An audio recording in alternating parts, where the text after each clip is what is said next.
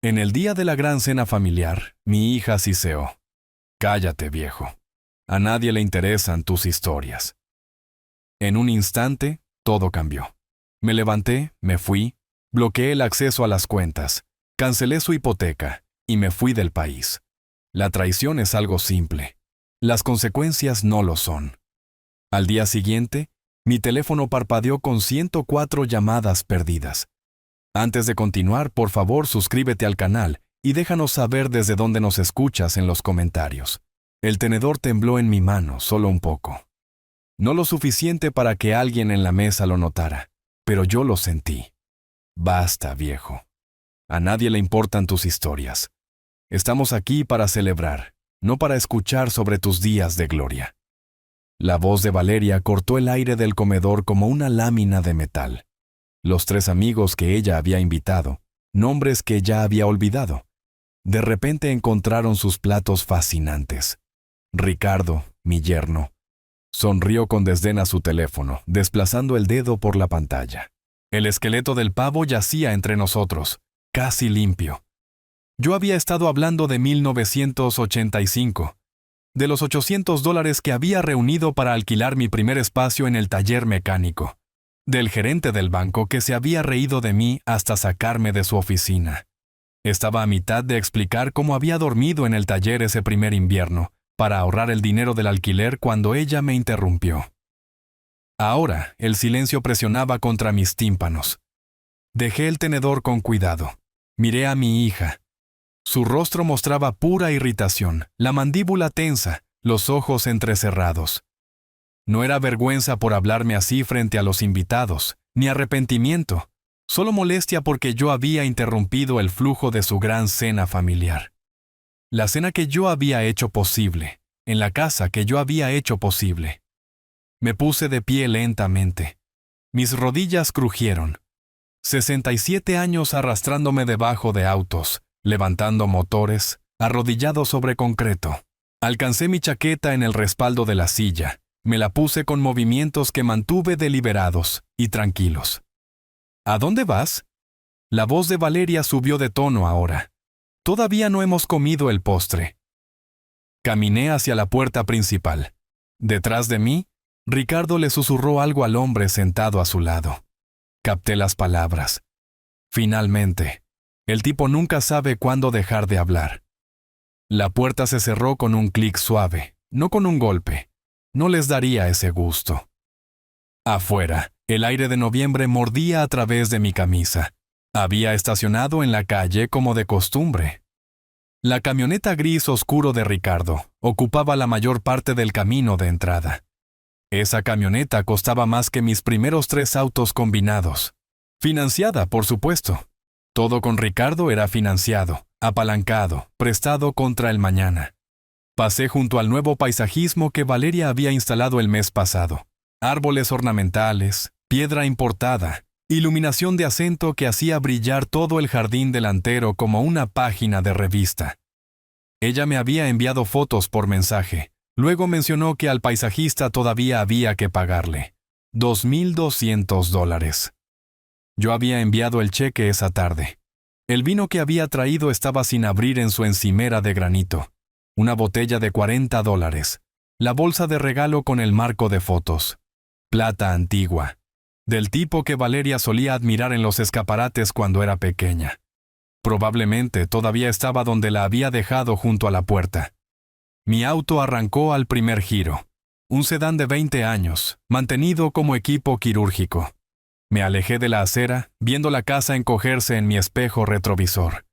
Una luz cálida se derramaba de cada ventana. Adentro, ya habían vuelto a su conversación. Tal vez alguien estaba cortando el pastel de calabaza. Tal vez habían olvidado que yo había estado allí. Las calles de la ciudad pasaban rodando. Centros comerciales, semáforos. La misma ruta que había conducido 100 veces hacia esa casa. Su casa. La casa que yo había estado pagando desde el 2018. $2,400 cada mes. Retirados automáticamente de mi cuenta corriente el día 15. 72 pagos. Había guardado cada estado de cuenta. Mi complejo de apartamentos parecía cansado bajo las luces de la calle. Pintura descascarada en las barandillas de la escalera. Grietas en el estacionamiento donde brotaban malas hierbas. Había vivido aquí 11 años. Suficientemente cómodo, limpio. Todo lo que necesitaba era una habitación, un baño, una cocina que apenas usaba. Todo lo demás era extra. Subí las escaleras al segundo piso. Abrí mi puerta. Entré. No encendí las luces inmediatamente. Simplemente me quedé en la cocina oscura, dejando que mis ojos se adaptaran. El refrigerador zumbaba. A través de la pared, la televisión de mi vecino murmuraba. Cuando finalmente encendí el interruptor, la luz fluorescente inundó el pequeño espacio. Caminé directo a mi oficina en casa. Realmente solo era el segundo dormitorio. Apenas lo suficientemente grande para un escritorio y un archivador. El cajón inferior del archivador se atascaba como siempre. Tiré de él 2 veces antes de que se deslizara y abriera. Carpetas Manila, organizadas por año. Las saqué todas. Las llevé al escritorio en ambos brazos. Estados de cuenta de la hipoteca, registros de transferencias bancarias, capturas de pantalla de mensajes de texto que había impreso y fechado, un bloc de notas legal donde había rastreado cada solicitud, cada emergencia, cada crisis que requirió mi chequera. Los extendí sobre la superficie del escritorio en orden cronológico, desde el 2018 hasta el presente. Los pagos de la hipoteca formaban la base, limpios, automáticos, nunca tarde. Pero rodeando esos estaban los extras. El tratamiento de conducto de emergencia, el déficit del impuesto a la propiedad, el préstamo comercial de Ricardo que salió mal, el nuevo sistema de aire acondicionado, la oportunidad de inversión de Valeria que se desvaneció, las tarifas de refinanciamiento cuando las tasas de interés bajaron y quisieron sacar capital para renovaciones. Abrí mi computadora portátil. Esperé a que despertara. Creé una nueva hoja de cálculo. Comencé a ingresar números de los estados de cuenta. Columna A, fecha. Columna B, descripción. Columna C, monto. Columna D, total acumulado. Los números subían: 12,000, 35,000, 68,000, 115,000. Mi teléfono estaba junto al teclado. Lo levanté. Me desplacé por los mensajes recientes de Valeria. Hace 3 semanas. Papá, ¿puedes cubrir este mes? El cheque de comisión de Ricardo se retrasó. Hace 2 semanas. El lavavajillas se rompió. El técnico dice que son $800 para reemplazarlo. ¿Puedes enviármelo? El martes pasado. Te envío el enlace para el vino de la cena. Algo bueno por una vez, ¿está bien? Dejé el teléfono. Abrí el cajón del escritorio. Saqué un cuaderno encuadernado en cuero, del tipo con páginas gruesas color crema. Lo había comprado en una venta de patrimonio hace años. Nunca encontré un uso para él. Ahora parecía apropiado.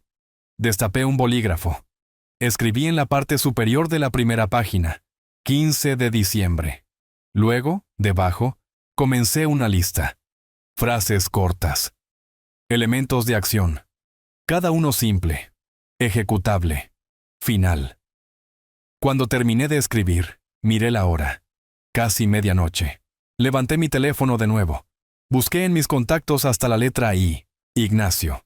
Ignacio era un abogado que conocí en una clínica legal del centro comunitario hace 2 años. Mente aguda. Directo.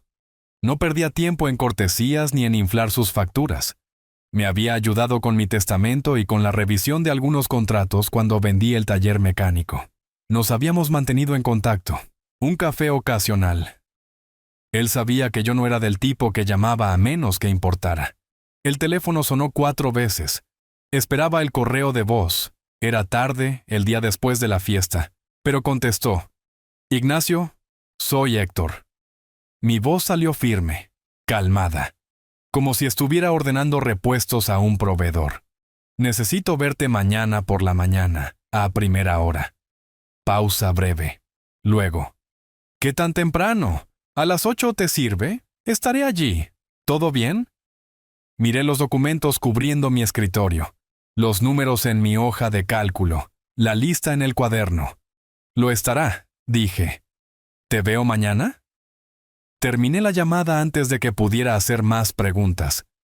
Puse el teléfono boca abajo sobre el escritorio. La pantalla se oscureció. Los números no mentían. 6 años. Más de $200,000. ¿Y para qué? El café seguía intacto en la encimera del baño, el vapor subiendo hacia la nada. Lo había hecho por costumbre. Luego lo olvidé mientras me duchaba. El agua caliente se había enfriado antes de que me diera cuenta. No importaba. No estaba cansado. Me vestí con pantalones caqui y una camisa abotonada y planchada. Azul marino. El mismo atuendo que había usado para las reuniones del Consejo Municipal, cuando luchaba por cambios de zonificación para pequeñas empresas. Profesional, pero no pretencioso. Reuní los documentos de anoche, cuadré los bordes, los deslicé en una carpeta manila. Revisé mi reloj. 7:15. El tráfico sería ligero la mañana después del día festivo. El centro de la ciudad parecía vaciado. La mayoría de las torres de oficinas estaban oscuras. Solo equipos mínimos haciendo turnos festivos. Encontré estacionamiento fácilmente en el garaje debajo del edificio de Ignacio. Tomé el ascensor hasta el 9º piso.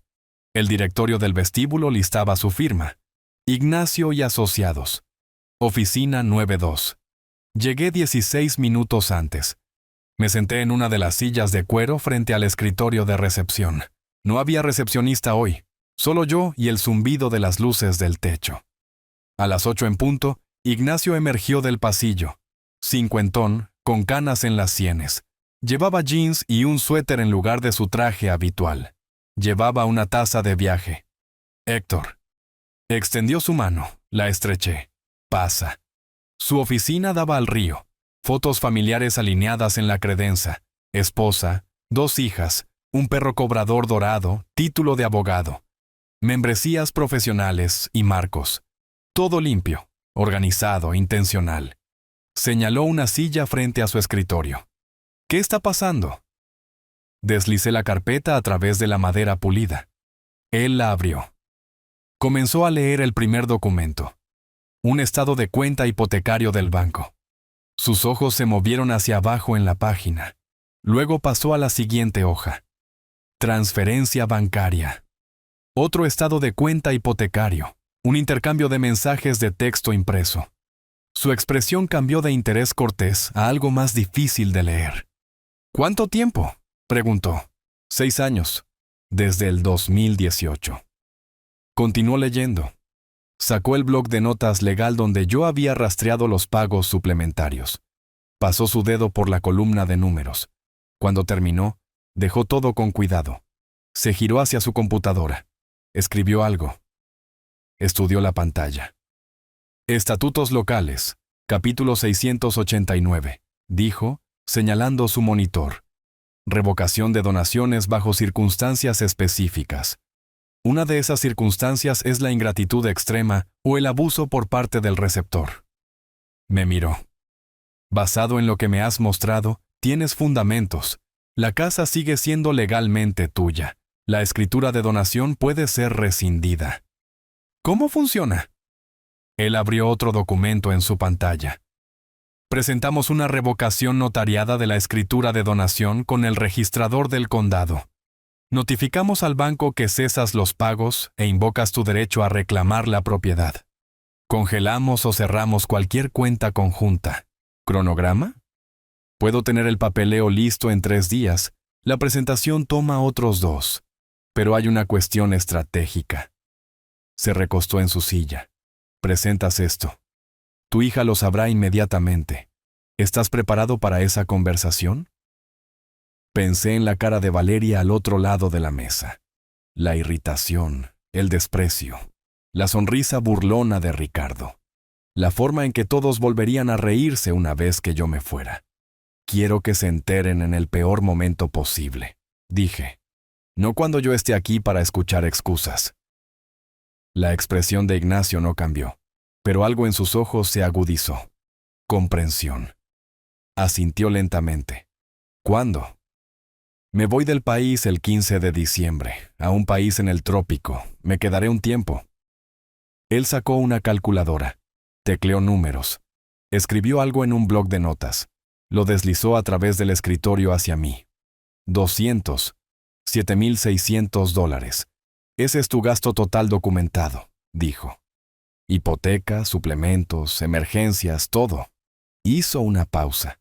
Presentamos todo el 16 de diciembre, el día después de que te vayas. La compañía hipotecaria les notificará dentro de las 24 horas. Para entonces, estarás fuera de alcance. ¿Cuánto tiempo antes de que pierdan la casa? Si no pueden hacer los pagos, de 4 a 6 meses para los procedimientos de ejecución hipotecaria. Pero el impacto psicológico golpea inmediatamente, en el momento en que abran esa carta certificada. Me miró a los ojos. ¿Es esto lo que quieres? Pensé en el paisajismo, los nuevos gabinetes de cocina que Valeria había mencionado necesitar, la camioneta de Ricardo en el camino de entrada, la forma en que mis historias sobre construir algo de la nada los aburrían, la forma en que mi presencia en su mesa había sido tolerada, no bienvenida. Sí, dije. Ignacio volvió a su computadora, comenzó a escribir. Necesitaré que firmes algunos documentos. Poder notarial para la presentación mientras estás fuera del país. Declaraciones notariadas. Tendré todo listo para el lunes. Cóbrame por servicio urgente. No me preocupa eso. Dejó de escribir, me miró de nuevo. ¿Seguro sobre el viaje al trópico? Lo he estado pensando durante un año. Renovado mi pasaporte la primavera pasada. No era mentira, lo había estado pensando, solo que no seriamente hasta anoche. Pasamos otros 40 minutos en detalles, números de cuenta, plazos específicos, protocolos de contacto mientras yo estuviera en el extranjero. Ignacio tomó notas en un bloc legal, metódico y minucioso. Cuando terminamos, me acompañó a la puerta. Tendrás noticias mías el lunes, dijo. Disfruta el viaje, Héctor. En el ascensor bajando no sentí nada, ni satisfacción, ni rabia. Solo una especie de claridad vacía, como mirar a través de un vidrio limpio. Mi teléfono vibró cuando llegué al estacionamiento. Mensaje de texto. Valeria. Papá, perdón por lo de ayer. ¿Vendrás para Navidad? Me senté en el asiento del conductor. Leí el mensaje 2 veces. Perdón por lo de ayer. No perdón por lo que dije. No perdón por cómo te traté. Solo perdón por lo de ayer. Como si fuera un clima que ya pasó. Puse el teléfono boca abajo en el asiento del pasajero sin responder. Arranqué el auto, conduje a casa. Esa noche, abrí mi computadora portátil en la mesa de la cocina. Escribí: vuelos de la ciudad a la capital, país tropical. 15 de diciembre en la barra de búsqueda. Encontré un vuelo directo saliendo a las 10:45 de la mañana. Boleto de solo ida. Ingresé la información de mi tarjeta de crédito. Hice clic en confirmar compra. El correo electrónico de confirmación llegó 30 segundos después. Siguiente. Sitio web bancario. Inicié sesión en la cuenta de ahorros que compartía con Valeria. Cuenta conjunta que abrimos cuando ella cumplió 18 años, cuando pensé que enseñarle sobre administración de dinero la ayudaría a valorarlo. Saldo actual: $47,200. Mis depósitos, mayormente. Dinero que había estado apartando para emergencias. Para sus emergencias. Abrí una nueva cuenta de ahorros personal. Transferí $47,000. Dejé $200 en la cuenta conjunta. Suficiente para mantenerla técnicamente abierta, no lo suficiente para importar. Luego llamé a la agente de bienes raíces que me había ayudado a comprar este apartamento hace 11 años. María algo. Encontré su tarjeta en mi billetera, de alguna manera todavía allí después de todo este tiempo. María, soy Héctor. Necesito vender, rápido. Pondré un precio por debajo del mercado. Ella hizo preguntas. Di respuestas cortas. Dijo que vendría mañana a evaluar la propiedad, comenzar el papeleo. Le agradecí, terminé la llamada. En mi estantería, Entre un manual de reparación y una caja de documentos fiscales, había un pequeño álbum de fotos. Cuero azul, bordes desgastados. Lo saqué, lo llevé a la mesa, lo abrí. Valeria a los 6 años, faltándole los dientes frontales, sosteniendo un dibujo que había hecho de nuestra familia. Valeria a los 12, uniforme de baloncesto. Sudorosa y sonriendo después de un juego que yo había entrenado. Valeria a los 16, vestido de graduación, luciendo incierta y hermosa. Valeria a los 22, graduación universitaria. Yo de pie junto a ella con el único traje que poseía. Cerré el álbum, lo llevé a mi habitación, lo puse en la maleta que había sacado del armario. De vuelta en la mesa de la cocina, abrí mi cuaderno en una página nueva, dibujé una línea de tiempo. 16 de diciembre, archivos de Ignacio. 20 de diciembre, llegan los avisos del banco. Enero, primer pago perdido. 15 de enero, segundo pago perdido. Febrero, avisos de incumplimiento.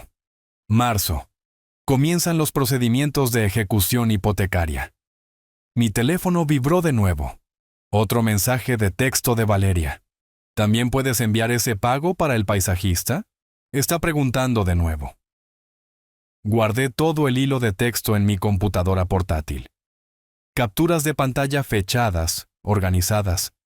Evidencia de que había mantenido contacto, de que ella había seguido pidiendo, de que yo había sido receptivo hasta que dejé de serlo. No bloqueé su número todavía. Eso vendría después de aterrizar, después de que Ignacio presentara los documentos, cuando no hubiera posibilidad de que ella llamara y me atrapara en un momento de debilidad que no existía, pero que podría haber existido. Una vez, tomé un bolígrafo. Rodeé el 15 de diciembre en el calendario colgado sobre mi escritorio. Rodeé el 16 de diciembre en tinta roja. 2 semanas. Entonces entenderían lo que se sentía perder todo de una vez. A la mañana siguiente, llamé a Ignacio antes de las 8. Nada se presenta hasta el 16 de diciembre, dije. Ni un día antes. Entendido. Su voz llevaba la misma calma profesional de siempre. Todo está preparado. Ejecutaré el 16 a las 9 de la mañana en punto. ¿Y el banco? Recibirán aviso el mismo día, correo electrónico y certificado. Para la noche, tu hija lo sabrá. Terminé la llamada, puse el teléfono en la encimera de la cocina. 2 semanas, 14 días para hacerme desaparecer mientras parecía perfectamente normal. 3 días después, me senté frente a una banquera en la sucursal del centro. El mismo banco que tenía la hipoteca de Valeria. Diferente departamento, diferente representante. Una mujer de unos 30 años con cabello ordenado y una sonrisa practicada. Deslicé el formulario de cierre de cuenta a través de su escritorio. Ella lo escaneó, su expresión cambiando ligeramente. Esta es una cuenta conjunta con Valeria. Ella será notificada del cierre. Estoy al tanto, procéselo hoy. ¿Puedo preguntar la razón para...? No. Ella escribió algo en su computadora. Hizo una pausa. El saldo es de $47,000. ¿Cómo le gustaría recibir? ¿Transferencia bancaria a esta cuenta? Le entregué un papel con mi nueva información de ruta bancaria internacional. Complete la transferencia antes del cierre del día. Ella procesó todo sin más preguntas. Cortesía profesional enmascarando una curiosidad obvia. A las 4 de la tarde recibí confirmación. El dinero se había movido. La cuenta conjunta ya no existía. Para el final de esa semana, mi apartamento tenía un comprador. Oferta en efectivo, $220,000. El agente de bienes raíces, un hombre delgado llamado Marcos que usaba demasiada colonia, había cuestionado mi precio. «Estás dejando dinero sobre la mesa a este precio», había dicho, parado en mi sala de estar. «La velocidad importa más que la ganancia». Se había encogido de hombros. No discutió con un vendedor motivado. El comprador quería cerrar antes de Navidad. Firmé el papeleo el 9 de diciembre. El dinero llegaría a mi cuenta el 28 de diciembre. Para entonces, yo ya estaría lejos. A lo largo de esas 2 semanas, mi teléfono se encendía regularmente. Valeria. Cada mensaje más frecuente que el anterior. Cada uno revelando su creciente ansiedad. «Papá, ¿estás enojado? Ricardo quiere hablar contigo. Llámame cuando recibas esto. Necesitamos $8,500 para reparaciones del techo. ¿Puedes ayudar?» Respondí una vez, martes por la noche, 10 de diciembre. Una sola palabra. Ocupado. Nada más. Sin explicación, sin compromiso. Solo esa palabra, luego silencio de nuevo. Ella llamó 2 veces después de eso. No contesté. Dejé que fueran al correo de voz, no escuché los mensajes.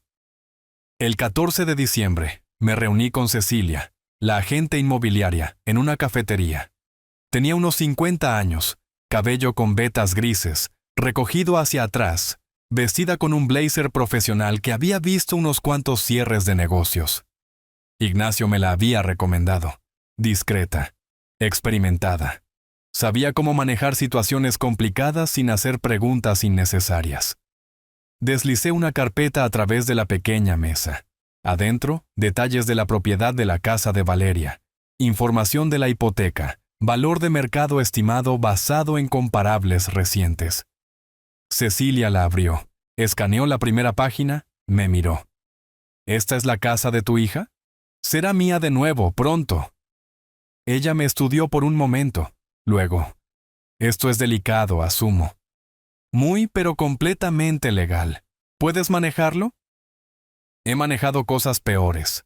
Cerró la carpeta. ¿Cuándo me necesitas? 16 de diciembre. Te enviaré un correo electrónico de confirmación esa mañana. Estate lista para listarla inmediatamente. Sin preguntas. Ella asintió una vez. Esperaré tu llamada. Nos dimos la mano. Me fui primero. Caminé hacia mi auto en el estacionamiento. La temperatura había bajado. Diciembre significaba grados más frescos. Necesitaría ropa más abrigada en las montañas del trópico. No es que importara mucho. Esa noche, regresé a mi apartamento por última vez como residente. La mayor parte de mis muebles se habían vendido al comprador. Él lo había querido amueblado. Lo que quedaba estaba en pilas ordenadas junto a la puerta. 2 maletas, una bolsa de computadora portátil, una caja de documentos que había enviado por separado. Las paredes se veían desnudas. Agujeros de clavos donde solían colgar cuadros. Rectángulos más claros en la pintura donde los marcos habían bloqueado el sol. 11 años comprimidos en 2 piezas de equipaje. Caminé por cada habitación una vez. Cocina, encimeras vacías, fregadero limpio, baño. Nada en el botiquín. Dormitorio, colchón en el suelo, sábanas dobladas a los pies. Sala de estar, eco cuando daba un paso. Mi teléfono vibró. Valeria otra vez. «Papá, por favor, llámame. Necesitamos hablar sobre Navidad». Lo leí, no respondí. Puse el teléfono boca abajo en la encimera de la cocina. En el dormitorio, abrí ambas maletas. La primera, ropa, artículos prácticos, pantalones, camisas, una chaqueta, zapatos cómodos, nada elegante. Nada que extrañaría si nunca regresaba. Segunda maleta, documentos, computadora portátil, pasaporte. El álbum de fotos azul con imágenes de Valeria en varias edades. Un sobre manila conteniendo copias de cada documento legal que Ignacio había preparado. Archivos de respaldo en 2 unidades USB. Todo lo que necesitaría para empezar de nuevo o para probar lo que había hecho, dependiendo de qué se volviera necesario. Revisé mi reloj. 8:15 de la noche. Mi vuelo salía a las 10:45 de la mañana siguiente. Había puesto mi alarma para las 4:30. Mucho tiempo. Llevé las maletas a la puerta. Las puse una al lado de la otra. Miré alrededor del apartamento vacío una vez más. Mañana desaparecería. El día después ellos entenderían. Apagué las luces, cerré la puerta detrás de mí, escuché el clic de la cerradura. Bajé las escaleras hacia mi auto con ambas maletas. Conduje a un hotel barato cerca del aeropuerto. Me registré bajo mi nombre. Habitación 237. Cama individual, paredes delgadas, olor a limpiador industrial. Me acosté completamente vestido, mirando al techo. El reloj despertador en la mesita de noche brillaba en rojo. 9:03, 9:04, 9:05. El sueño llegó eventualmente. Sin sueños. Final. La alarma chilló a las 4:30. Ya estaba despierto. Me duché rápidamente, me vestí con jeans y una camisa abotonada. Cómodo para 12 horas de viaje. Verifiqué 2 veces el baño, el armario, debajo de la cama. Nada olvidado. La salida fue automática. Había pagado con tarjeta al llegar. A las 5:15 estaba en la carretera. El aeropuerto internacional apareció a través de la oscuridad de la mañana, iluminado como una pequeña ciudad. Estacioné en el estacionamiento de larga estancia. Cerré mi auto. Guardé las llaves en el bolsillo. Alguien lo recogería eventualmente. Firmaría el título al comprador del apartamento como parte del trato. Él lo recogería la próxima semana. Dentro de la terminal, la seguridad se movía eficientemente, a pesar de la hora temprana. Pasé por seguridad. Encontré mi puerta, salida 10:45. Conexión a la 1:15 hacia la capital. Aterrizaría en el trópico al final de la tarde. En la puerta saqué mi teléfono. Un último mensaje para enviar antes de desaparecer. Escribí con cuidado. Me fui de vacaciones, no me molesten. Se lo envié a Valeria. Vi el estado cambiar a entregado. Luego tomé un clip de mi billetera, expulsé la bandeja de la tarjeta SIM, quité el pequeño chip, caminé hacia el basurero más cercano, lo dejé caer entre vasos de café y talones de pases de abordar. De vuelta en mi asiento, apagué el teléfono completamente. La pantalla se puso negra. Lo deslicé en mi bolsa de computadora portátil. El abordaje comenzó a las 10:20. Encontré mi asiento, pasillo, fila de salida. Nadie a mi lado. La azafata pasó con bebidas antes del despegue. ¿Café, señor? No, gracias. El avión despegó a las 10:50, 5 minutos tarde.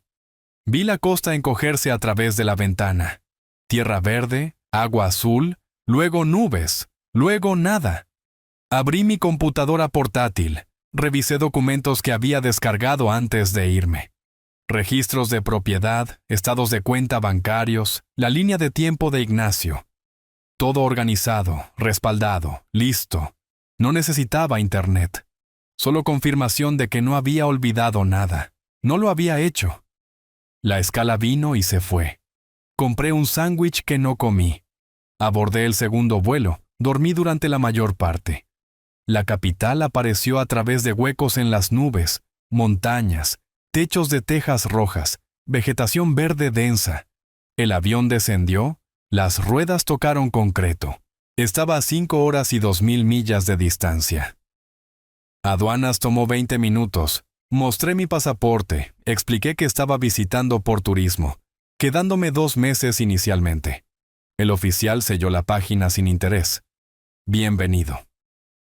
Afuera encontré un taxi.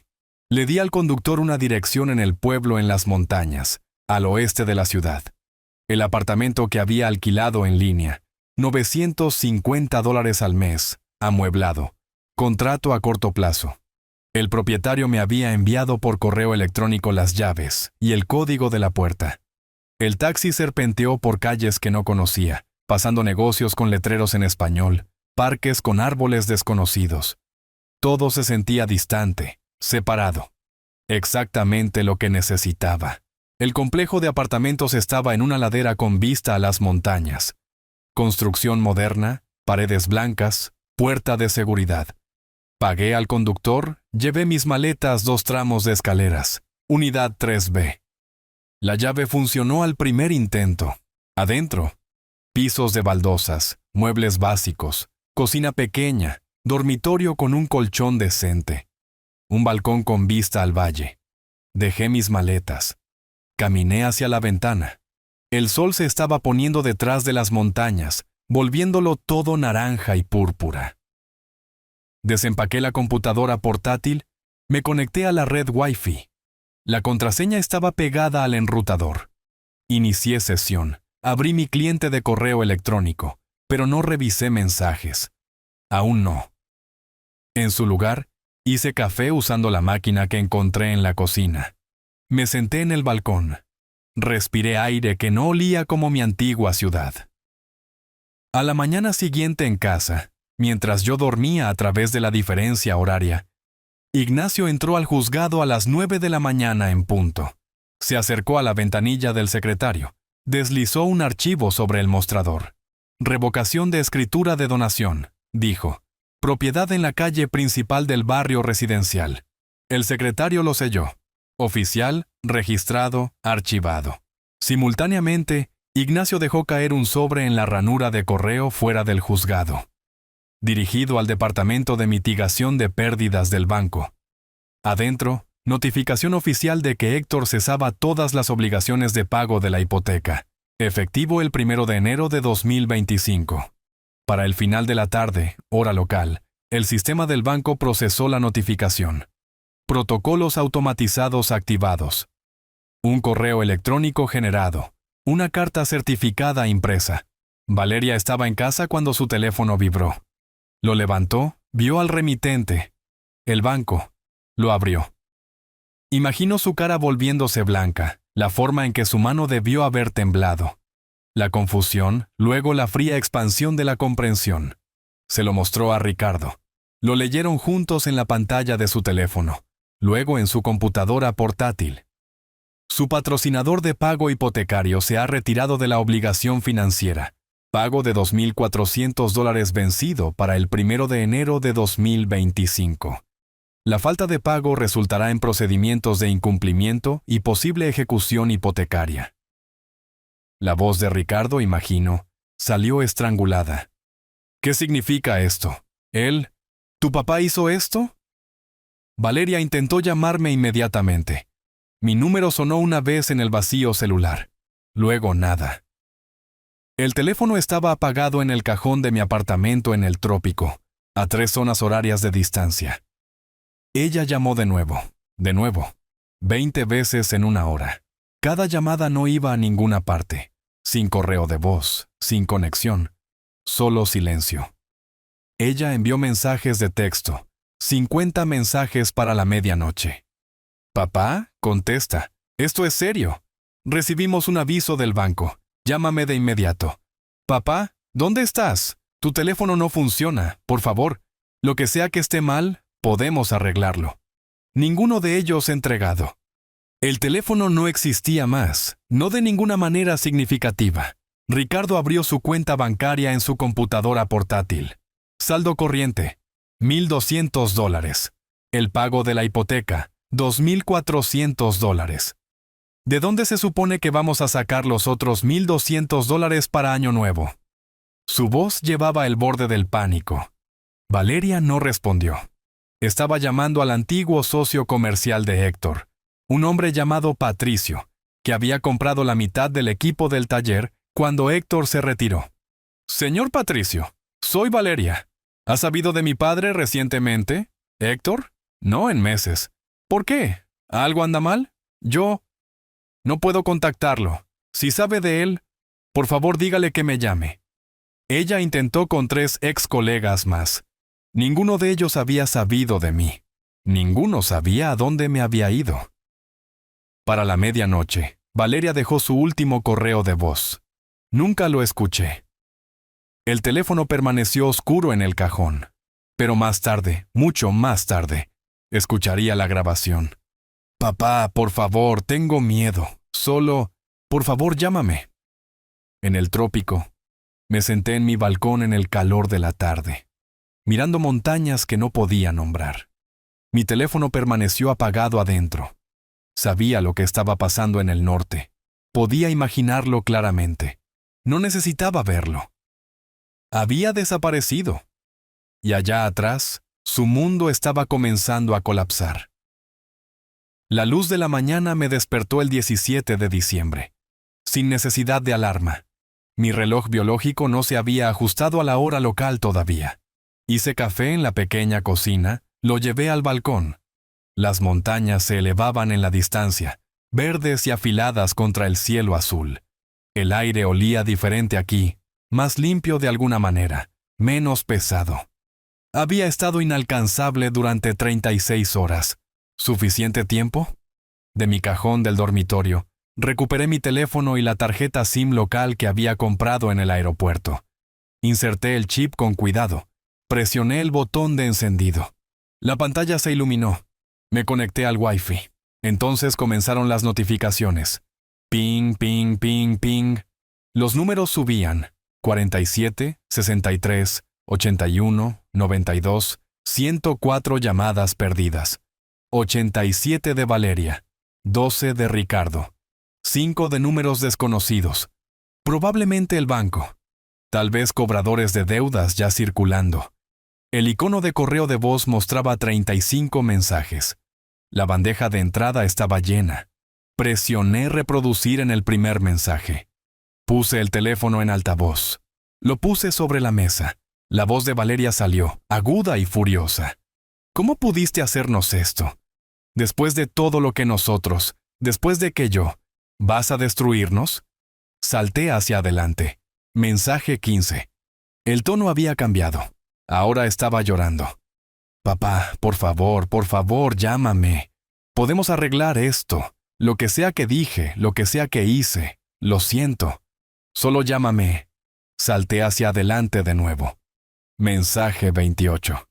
La voz de Ricardo esta vez, intentando razonar. Señor Héctor, soy Ricardo. Mire, sé que las cosas se calentaron, pero esto es extremo. Estamos hablando del futuro de Valeria aquí. Nuestro futuro. ¿Podemos hablar de esto como adultos? Llámeme. Último mensaje. Valeria de nuevo, pero diferente ahora. Bordes duros en lugar de lágrimas. ¿Bien? ¿Quieres jugar así? Hemos contratado a un abogado. No te saldrás con la tuya. Escuché los últimos segundos de silencio. Luego presioné para eliminar todos. 35 mensajes se desvanecieron. La bandeja de entrada se vació. Apagué el teléfono, lo dejé a un lado. Abrí mi computadora portátil. Me conecté a través de una VPN. Accedí a mi correo electrónico encriptado. Asunto. Actualización de estado. Escribí el mensaje a Ignacio. Presioné enviar. 2 horas después, llegó su respuesta. Héctor, han contratado a un abogado. Licenciado Vargas y Asociados. Firma de bajo nivel. Presentaron moción para invalidar la revocación, citando motivos procesales. Caso débil. Tengo tu evidencia documentada lista. 47 mensajes de texto solicitando dinero durante 6 años. 3 conversaciones telefónicas grabadas. Legal, consentimiento de una parte.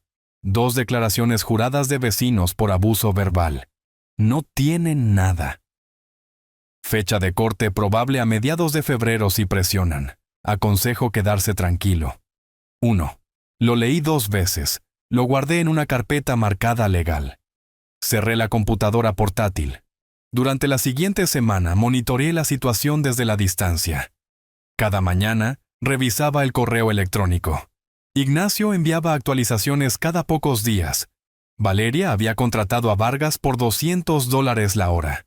Probablemente lo encontró a través de una búsqueda desesperada en Google. La moción para invalidar fue presentada el 20 de diciembre. Los argumentos eran delgados. Desesperación disfrazada de estrategia legal. Accedí a los registros públicos de la Corte a través de una conexión segura. Busqué el caso. Encontré la presentación. Leí la moción. Lenguaje débil. Apelaciones emocionales. Nada sustantivo. La Navidad llegó y se fue. La pasé solo en el apartamento leyendo un libro que le había comprado a un vendedor ambulante. La trama no importaba. Solo algo para llenar el tiempo mientras el plan se ejecutaba solo allá en el norte. Para el 31 de diciembre, me había instalado en una rutina. Café matutino en el balcón. Caminatas por la tarde por las calles tranquilas del pueblo. Cenas en pequeños restaurantes donde nadie sabía mi nombre ni le importaba aprenderlo. Me estaba preparando para dormir temprano cuando la notificación de correo electrónico apareció en la pantalla de mi computadora. De Valeria. Asunto. Por favor, papá. Lo abrí. Papá, entendemos que nos equivocamos. Perdónanos. Pero vamos a perder la casa. No tenemos dinero, te lo ruego. Ayúdanos una vez más. Solo esta vez. Por favor. Valeria. Lo leí 2 veces. Sentí algo parpadear. No arrepentimiento exactamente. Solo el reconocimiento de que esta mujer solía ser la niña que había dibujado imágenes de nuestra familia con crayones, que me había pedido que le enseñara a cambiar una llanta, que me había abrazado en su graduación de secundaria y susurrado gracias. Esa persona ya no existía. Tal vez nunca lo había hecho. Cerré la computadora portátil sin responder. Me cambié a zapatos para caminar. Salí del apartamento mientras el sol se ponía, pintando todo de naranja y púrpura. Caminé colina abajo hacia un parque con vista al valle. Otras personas se estaban reuniendo, familias colocando mantas, parejas tomadas de la mano, grupos de amigos riendo, celebraciones de Año Nuevo formándose orgánicamente. Me mantuve apartado de ellos, mirando cómo caía la oscuridad y comenzaban los primeros fuegos artificiales en la distancia, estallidos de color contra el cielo negro. Voces contando hacia atrás en español a mi alrededor. Llegó la medianoche. La gente vitoreó, se abrazaron, se besaron, celebraron cualquier esperanza que el nuevo año representara. Me quedé solo con mi teléfono en el bolsillo, apagado, silencioso. En la ciudad, Valeria probablemente estaba actualizando su correo electrónico, esperando mi respuesta. Estaría esperando mucho tiempo. El nuevo año estaba aquí. Con él llegó el primer pago hipotecario perdido. El reloj estaba corriendo. El 1 de enero llegó con el tipo de claridad que empeoraba las malas noticias. Valeria y Ricardo se sentaron en la mesa de su cocina. La pantalla de la computadora portátil mostraba su estado de cuenta bancario. Saldo de la cuenta corriente, $1,200. El pago de la hipoteca vencía hoy. $2,400. Necesitaban $1,200 inmediatamente. No tenían nada. Tenemos que vender algo, dijo Ricardo. Su voz salió plana, derrotada. ¿Qué? ¿Qué tenemos que valga algo? Ricardo miró por la ventana hacia su camioneta. La enorme camioneta gris oscuro que había comprado hace 2 años. Su orgullo. La cosa que había financiado por 60 meses al 8% de interés, porque su puntaje de crédito no podía conseguirle mejores términos. La camioneta, dijo en voz baja. Para esa tarde, estaban en un lote de autos usados. Un vendedor rodeó el vehículo, inspeccionándolo con desinterés practicado. Pateó los neumáticos, abrió el capó, caminó hacia atrás. «Puedo darte $7,500», dijo. «Efectivo hoy. Esa camioneta vale $12,000». Las manos de Ricardo formaron puños a sus costados.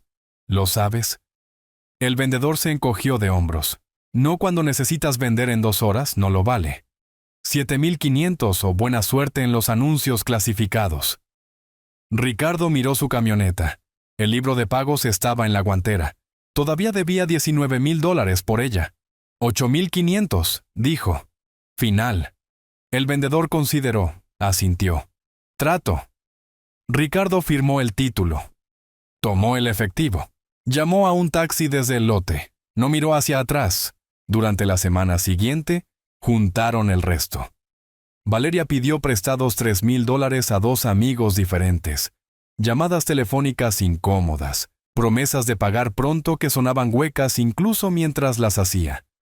Tomó un préstamo de día de pago en una oficina del centro comercial, firmando formularios que no leyó con cuidado.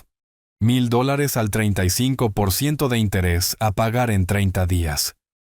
Para el 8 de enero, habían hecho el pago de la hipoteca. Apenas. El saldo restante, $101.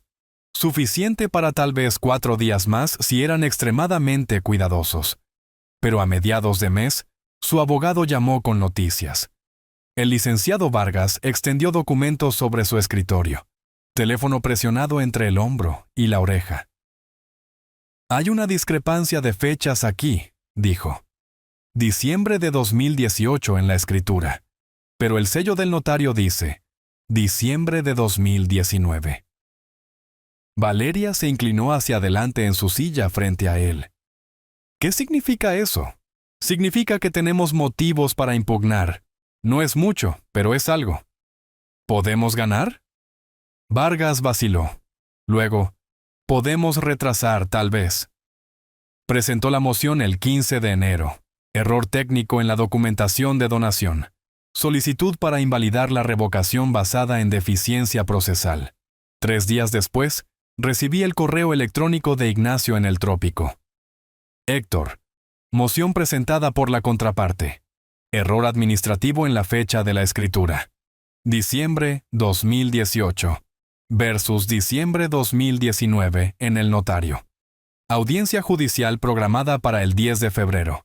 9 de la mañana vía Zoom. Esto es ruido procesal. La evidencia de ingratitud es blindada. En el peor de los casos, el juez ordena volver a presentar. Añade 2 a 3 meses. En el mejor de los casos, desestimado de plano. Recomiendo que asistas a la audiencia vía video para demostrar compromiso. 1. Me senté en un café en el pueblo, leyendo el correo en mi teléfono. A mi alrededor, la gente pedía café en español rápido. Afuera de la ventana, las palmeras se mecían con la brisa cálida. Un error administrativo. Una sola fecha mal escrita. No cambiaba nada fundamental. Solo añadía retraso a lo inevitable. Escribí mi respuesta. Procede. Asistiré vía video si es necesario. El 10 de febrero llegó frío y gris en el norte, cálido y soleado en el sur. Me senté en el escritorio de mi apartamento, computadora portátil abierta.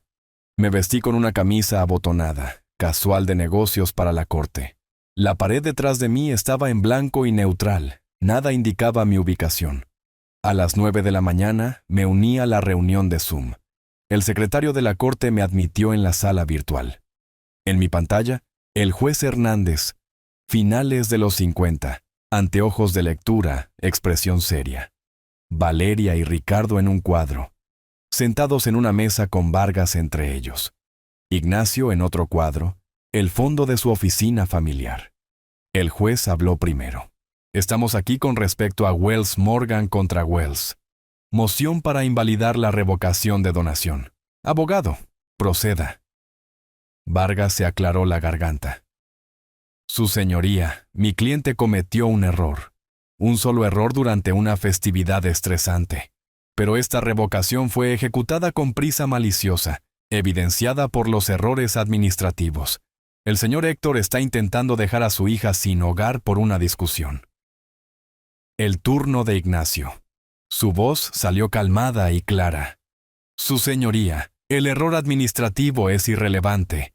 El estatuto requiere solo cumplimiento sustancial con los requisitos de forma. La revocación se basa en la ingratitud documentada que abarca 6 años, no una discusión. Compartió su pantalla. Hilos de mensajes de texto aparecieron, docenas de ellos. Fechas y marcas de tiempo visibles. Nombres redactados, pero el patrón obvio. Solicitud tras solicitud. Emergencia tras emergencia. He presentado 47 mensajes de texto, continuó Ignacio. 3 grabaciones de audio legalmente obtenidas y declaraciones juradas de 2 vecinos confirmando abuso verbal. Reprodujo un clip de audio de 10 segundos. La voz de Valeria. Basta, viejo. A nadie le importan tus historias. En mi pantalla, vi la cara de Valeria ponerse pálida. Ricardo miró hacia la mesa. El juez revisó el documento en silencio durante 3 minutos. Hizo notas en un bloc legal. Finalmente miró a la cámara. Encuentro el error administrativo insuficiente para invalidar la revocación. La evidencia de ingratitud es sustancial y bien documentada. Hizo una pausa. Sin embargo, dadas las circunstancias, otorgo a la parte demandada 60 días para asegurar vivienda alternativa hasta el 15 de abril.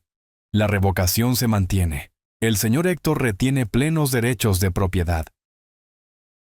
El sonido del mazo llegó digitalmente. Artificial, pero final.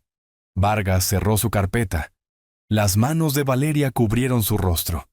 Ricardo puso la cabeza sobre la mesa. Observé sus reacciones en mi pantalla. No sentí nada. Ni satisfacción, ni vindicación. Solo la tranquila confirmación de que todo procedía exactamente como estaba diseñado. El juez se desconectó. Ignacio se desconectó. Cerré la computadora portátil, me puse de pie. Me estiré. Caminé hacia la ventana. El sol brillaba en el trópico. Un día hermoso.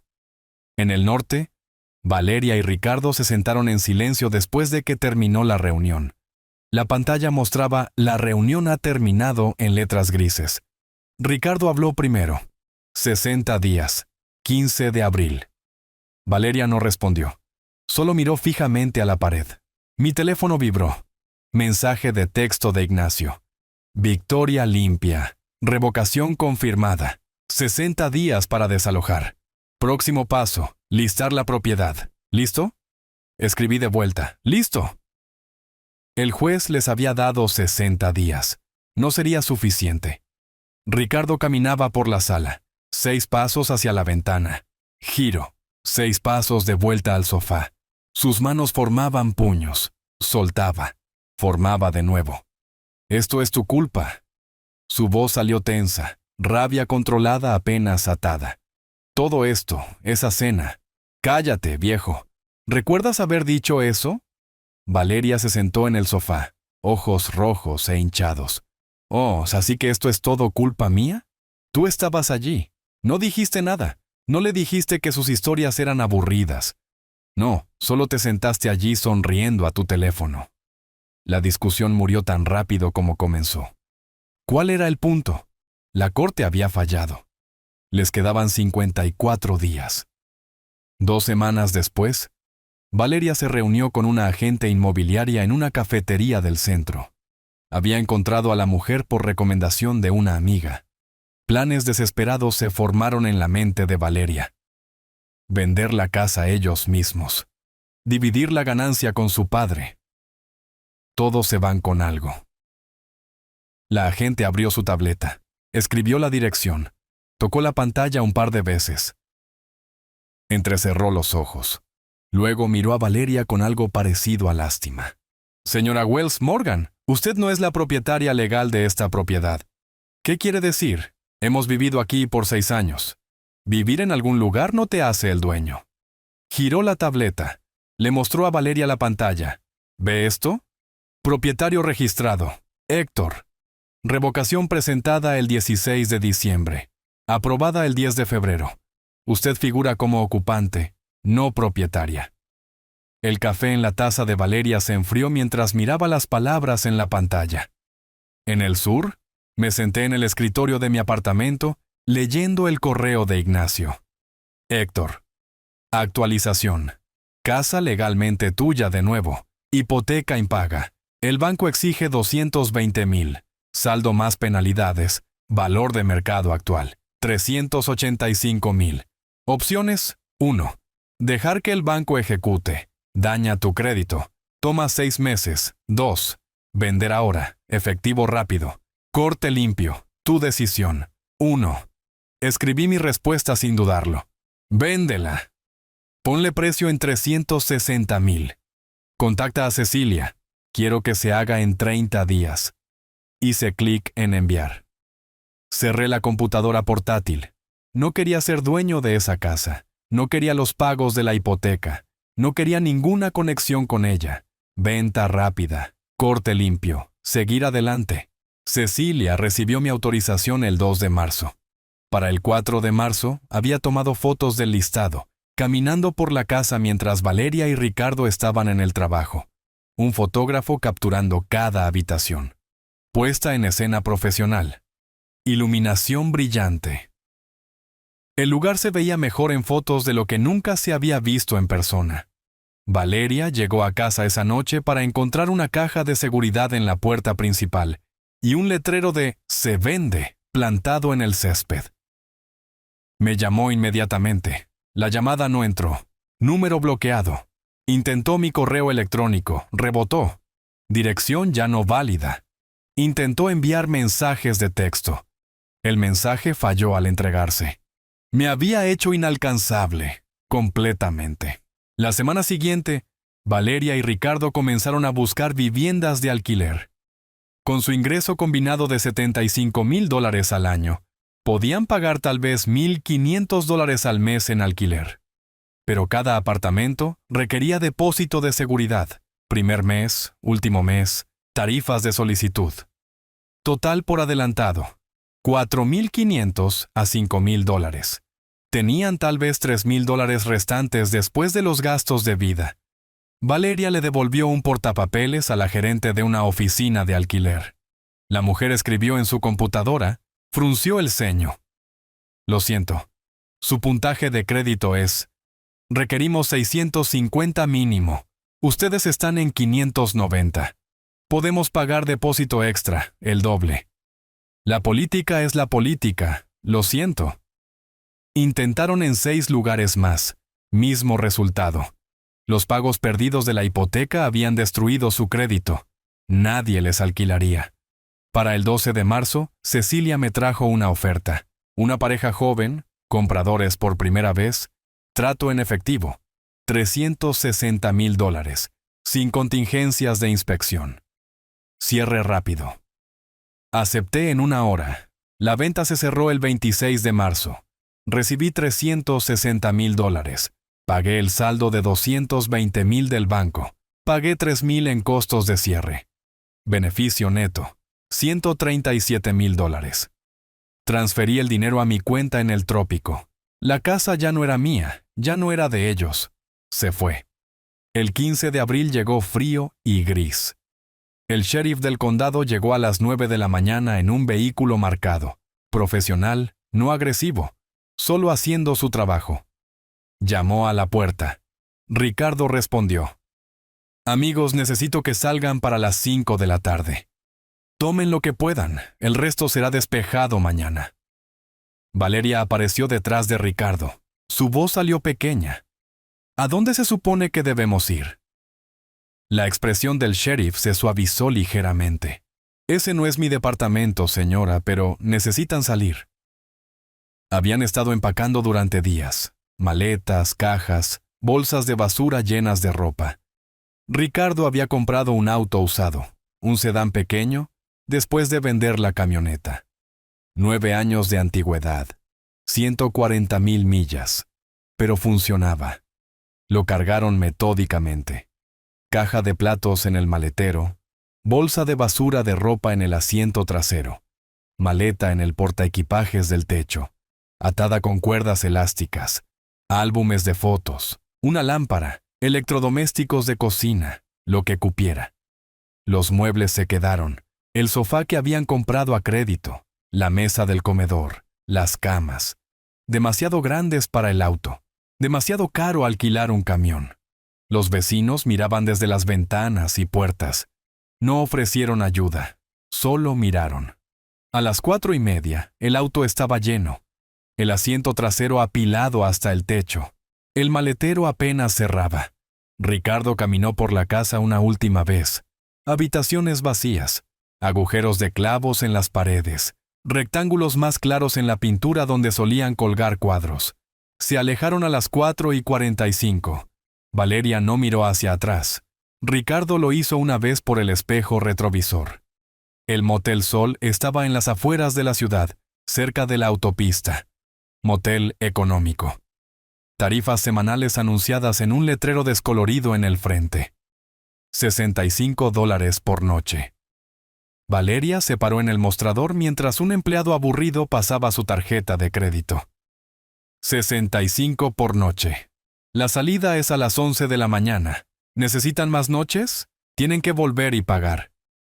El empleado le entregó una llave unida a una etiqueta de plástico. Habitación 17. La habitación olía a humo de cigarrillo enmascarado por limpiador industrial. 2 camas dobles con edredones finos. Un televisor atornillado a la cómoda. Baño con azulejos descascarados y una ducha que goteaba constantemente. Ricardo dejó caer las maletas al suelo. Se sentó en la cama. Los resortes crujieron bajo su peso. Valeria se sentó en la otra cama. Sacó su teléfono. Se desplazó por listados de alquiler que no podía pagar. Apartamentos de una habitación. $1,200 al mes. 1,500. 1,800. Todos requiriendo depósitos que no tenían. El televisor parpadeó. Noticias locales. Algo sobre el aumento de los precios de la vivienda. Ella lo apagó. Ricardo se recostó, mirando el techo manchado de agua. Valeria siguió desplazándose. El motel cobraba por noche $65. A esa tarifa, su dinero duraría 5 semanas. ¿Y entonces qué? La alarma en el teléfono de Ricardo sonó a las 6:30. La silenció de un golpe. Balanceó las piernas fuera de la cama. La habitación del motel estaba tenue. Mantenían las cortinas cerradas para bloquear las luces del estacionamiento. Se afeitó en el lavabo del baño con agua fría, ahorrando dinero. Se puso una de sus 3 camisas de trabajo, rotadas durante la semana. Se fue sin desayunar. Estaban reducidos a café instantáneo y barras de granola. Valeria despertó después de que él se fue. Se quedó en la cama mirando el techo. Las manchas de agua formaban formas. Animales, caras, nada. Este era el día 4 en el Motel Sol. Sacó la computadora portátil de Ricardo de debajo de la cama. La suya la vendió hace 2 semanas por $200. Abrió un sitio de empleos. Se desplazó por los listados. Asociada de ventas, recepcionista, empleada de entrada de datos. Aplicó a todo. Cada solicitud requería una dirección permanente. Escribió: Motel Sol, habitación 17. Sabía cómo se veía. Para principios de mayo, las matemáticas dejaron de funcionar. Habitación de motel, $65 por noche. 1,950 al mes. Comida rápida, comestibles baratos, sin cocina para cocinar, 400 al mes. Gasolina para el viaje de Ricardo, 200. Facturas de teléfono, 120. Total, 2,670 mensuales. El ingreso de Ricardo del concesionario, 2,800 tal vez. Sus comisiones habían estado cayendo. El desempleo de Valeria, nada todavía. Solicitudes aún procesándose. Estaban perdiendo terreno cada semana. Su teléfono sonó el 7 de mayo. Nombre de la dueña del salón en la pantalla. ¿Hola? Valeria, escuché que te estás quedando en un motel. La voz de la dueña llevaba falsa simpatía. Lamento tu situación, pero no podemos tener inestabilidad afectando el salón. Tengo que dejarte ir. He trabajado para usted por 3 años. Deme otra oportunidad. Lo siento, esto es final. Enviaré tu último cheque por correo. La llamada terminó. Valeria se sentó inmóvil durante 10 minutos. Luego envió un mensaje de texto a Ricardo. Perdí el trabajo. En el concesionario, Ricardo estaba en el lote, hablando con un cliente sobre un sedán usado. Su teléfono vibró. Miró la pantalla. Se disculpó. Caminó detrás del edificio. Se apoyó contra la pared. Cerró los ojos. Su gerente lo llevó aparte 2 días después. Ricardo, has estado aquí 8 años. Nunca te había visto así. 2 semanas sin una venta. ¿Qué está pasando? Problemas personales. Le daré la vuelta. Tienes 2 semanas para mostrar mejoría, o tendré que pasarte a por hora sin comisión. Ricardo asintió. No confiaba en su voz. A mediados de mayo, se sentaron en una oficina del gobierno frente a un trabajador de vivienda. Formularios esparcidos por el escritorio. El trabajador escribía en una computadora vieja. Son elegibles para asistencia de vivienda, pero la lista de espera es actualmente de 8 a 12 meses. El estómago de Valeria se hundió. No tenemos 8 meses, estamos viviendo en un motel. Entiendo, pero hay 4,000 familias delante de ustedes. Lo siento. El trabajador los agregó a la lista. Número 4,847. Finales de mayo, Ricardo regresó a la habitación del motel y se sentó en su cama. No encendió el televisor, solo se sentó. Mi madre llamó. Tiene una habitación libre en otro estado. Podríamos quedarnos allí sin pagar alquiler hasta que nos recuperemos. La mandíbula de Valeria se tensó. No voy a vivir con tu madre. El orgullo es caro, Valeria. Apenas estamos comiendo. ¿Dije que no? Entonces, ¿cuál es tu plan? Porque nos estamos quedando sin dinero. Ella no tenía respuesta. Para la última semana de mayo, su cuenta corriente mostraba $312.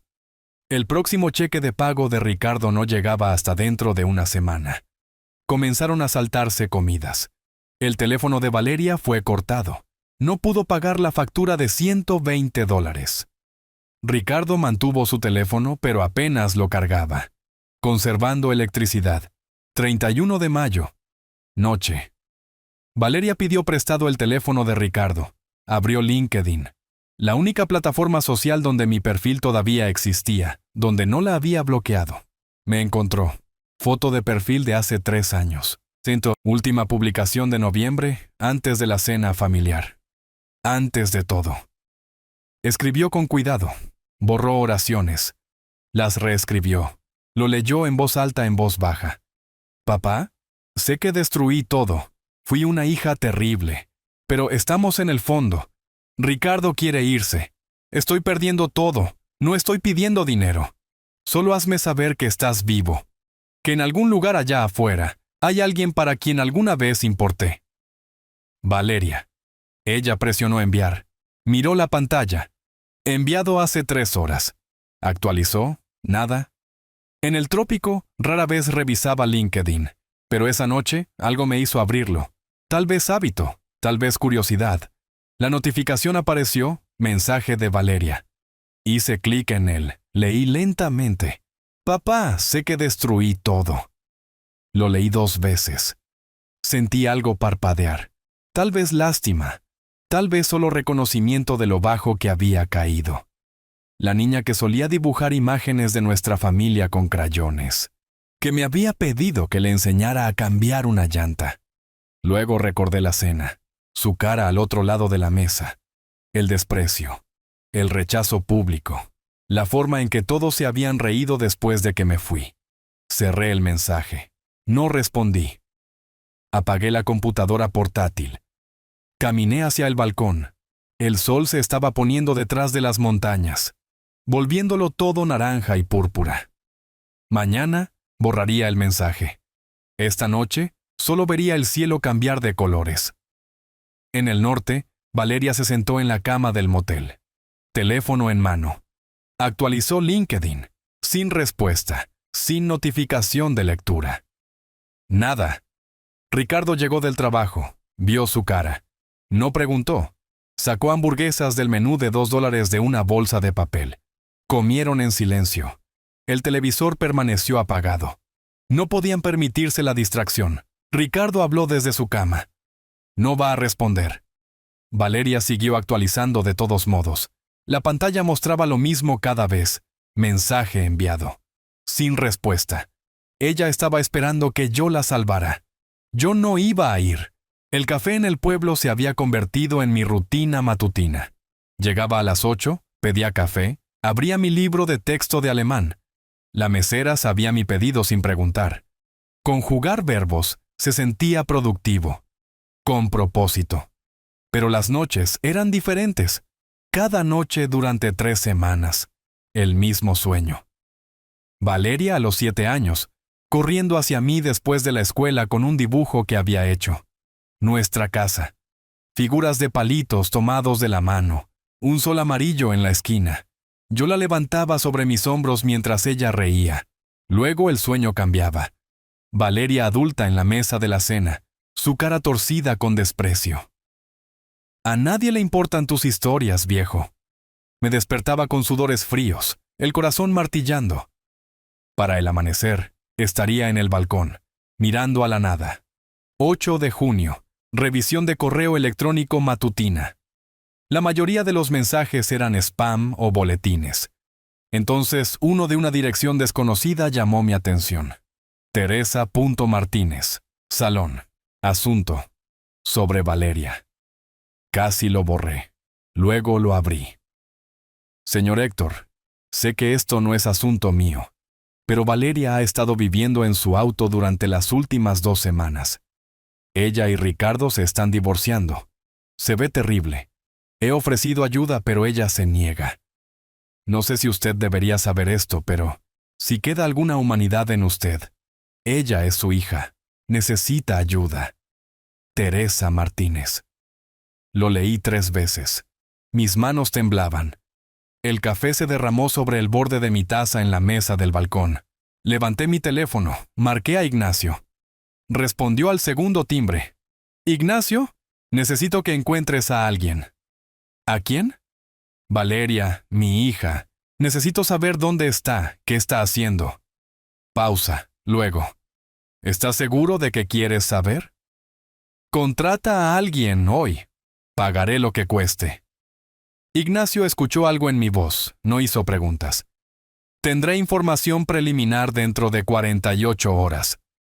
4 días después, 12 de junio, llegó el correo electrónico. Asunto, según lo solicitado. Un archivo adjunto, informe en PDF. Mi cursor se detuvo sobre el archivo durante 10 segundos antes de hacer clic. El informe se abrió. Clínico, profesional, brutal. Sujeto, Valeria. Residencia actual, Honda Civic 2008, estacionado durante la noche en el supermercado Walmart. Dirección, Boulevard Atlántico 250. Empleo, 3 puestos a tiempo parcial. Trabajo de limpieza, $900 al mes. Camarera de restaurante, $800 al mes. Conductora de entrega de comida, $500 al mes. Ingreso mensual total, aproximadamente $2,200. Insuficiente para los requisitos de depósito de alquiler de vivienda en el área. Típicamente, $3,000 a $4,500 por adelantado. El sujeto parece desnutrido, agotado. El vehículo muestra signos de ocupación a largo plazo. Me desplacé hacia abajo. Fotografías. Valeria durmiendo en el asiento trasero de su auto, acurrucada bajo una chaqueta vieja. Luz de la mañana a través de ventanas empañadas. Valeria a las 6 de la mañana, saliendo, estirándose, mirando alrededor del estacionamiento para ver si alguien estaba mirando. Valeria en el baño de una gasolinera, lavándose la cara en el fregadero. Cabello sin lavar, ojeras, 20 libras más ligera de lo que recordaba. Parecía de 50, no de 38. Leí más. Ricardo se había ido a finales de mayo. Se mudó con su madre. Papeles de divorcio presentados el 3 de junio. Sin contacto entre ellos desde entonces. Ella estaba completamente sola. Dejé la computadora portátil, caminé hacia el balcón, me senté en mi silla mientras salía el sol. Había estado despierto toda la noche. Por primera vez desde la cena, me hice la pregunta que había estado evitando. ¿Valió la pena esto? Había querido que ella entendiera las consecuencias, que sintiera lo que es perderlo todo. Pero esto no era comprensión. Esto era destrucción. Mi hija dormía en un auto, lavándose la cara en baños de gasolineras, trabajando 3 empleos, y aún no podía pagar un techo sobre su cabeza. Extendí las fotografías sobre mi mesa de comedor esa noche. Las estudié bajo la luz de la lámpara. Esta mujer durmiendo en el estacionamiento de un supermercado. Yo había creado esto, metódicamente, legalmente, justamente. Pero la justicia estaba descubriendo. Se veía diferente de lo que había imaginado. Durante 2 semanas, no pude dejar de mirar esas fotografías. No podía dormir. No podía concentrarme en mis verbos en alemán o en mis rutinas pacíficas. Para finales de junio, había tomado mi decisión. Abrí mi computadora portátil, navegué al sitio web de la aerolínea, escribí Capital a Ciudad del Norte. Fecha de salida, 1 de agosto. Boleto de solo ida. Hice clic en comprar. La confirmación apareció en la pantalla. Cerré la computadora portátil y miré fijamente a la pared. Había probado mi punto. Ella había aprendido su lección. Pero la justicia estaba descubriendo. No se sentía como imaginé que lo haría. Se sentía como un peso que no podía soltar. El avión aterrizó a las 6:45 de la mañana, 1 de agosto. Alquilé un auto en el aeropuerto. Conduje directamente al Boulevard Atlántico. El estacionamiento del supermercado apareció a las 7:30. Escaneé las filas. Allí, un Honda Civic azul desteñido, estacionado en una esquina lejana, lejos de las luces de seguridad. Entré en un espacio a 3 autos de distancia, apagué el motor, me senté por un momento, reuniendo fuerzas. Luego caminé por el lote. El sol de la mañana proyectaba largas sombras. Llegué al Honda, miré a través de la ventana trasera. El vidrio estaba ligeramente empañado. Valeria yacía en el asiento trasero, acurrucada bajo una chaqueta vieja, la cara vuelta hacia el respaldo del asiento, exactamente como en las fotografías. Demacrada, agotada, rota. Golpeé suavemente la ventana. 1 vez, 2 veces. Ella se agitó. Se sentó rápidamente, desorientada, probablemente acostumbrada a que los guardias de seguridad le dijeran que se moviera. Entonces me vio. Su rostro pasó por una secuencia: miedo, confusión, reconocimiento, incredulidad. Me miró a través del vidrio. Ninguno de los dos se movió. Finalmente, abrió la puerta. Salió lentamente. Llevaba ropa de trabajo arrugada, pantalones negros, camisa polo desteñida, tan delgada, ojeras talladas en su rostro. Nos quedamos allí. Ella no podía hablar. «Sube a mi auto», dije. No fue una petición. Su voz salió ronca. «Papá, ¿qué estás?» «Solo sube». Ella agarró una mochila del asiento delantero, cerró el Honda, me siguió. El viaje tomó 15 minutos. Ninguno de los dos habló. Valeria se sentó con la mochila en su regazo, mirando por la ventana, ocasionalmente limpiándose las lágrimas con el dorso de su mano. Entré en un pequeño complejo de apartamentos. Unidad de planta baja, vecindario modesto, seguro. Estacioné, salí. Ella me siguió. Abrí la puerta del apartamento, la empujé, me hice a un lado. Valeria entró lentamente, miró alrededor. Sofá, mesa, pequeña cocina, puerta del dormitorio abierta. Muebles básicos, limpios, nada elegante. Se giró para mirarme, abriendo la boca para hablar. «El alquiler está pagado por 6 meses», dije. «Después de eso, estás por tu cuenta. No voy a volver como tu cuenta bancaria, pero no dejaré que mueras en la calle». «Papá, no». Metí la mano en mi chaqueta. Saqué un sobre blanco, lo extendí hacia ella. Lo tomó con ambas manos como si pudiera desvanecerse. Lo abrió. Efectivo, $5,000 y un papel impreso. Dirección del Centro de Desarrollo Laboral. Las lágrimas corrían por su rostro.